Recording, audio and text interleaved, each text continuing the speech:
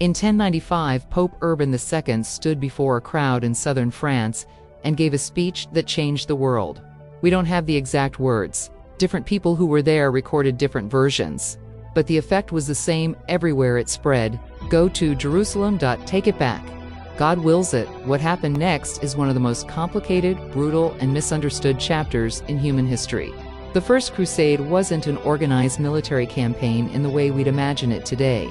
It was chaotic, desperate, driven by a mixture of genuine faith, political ambition, and the very human desire for land, wealth, and absolution. Knights went because they believed, some went because they were told to, some went because there was nothing left for them in Europe, and some went because the Pope had promised that dying in this cause would wipe their sins clean. That's a powerful offer when you believe it. The journey to Jerusalem alone killed thousands.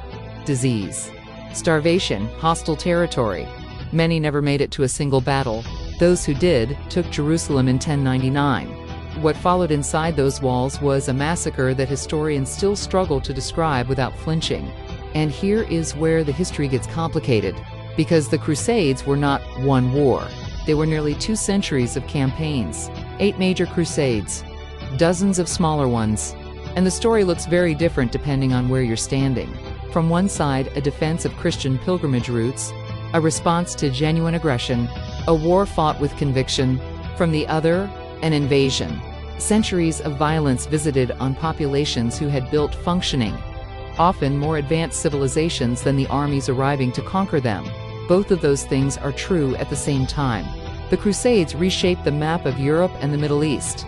They opened trade routes, transferred knowledge, brought ideas, medicine, and mathematics back to a Europe that had lost much of it. They also left wounds that never fully healed. Cities that changed hands left scars on the people who lived in them. Alliances formed and broke within single seasons. And the violence on all sides was justified at the time by people who believed absolutely that God was watching and approving. That's the part that sits uncomfortably. Not just that terrible things were done, but that they were done by people who were certain they were right.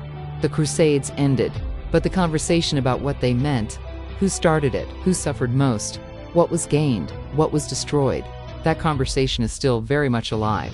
And maybe that's the point. History doesn't always give us clean endings. Sometimes it just gives us better questions.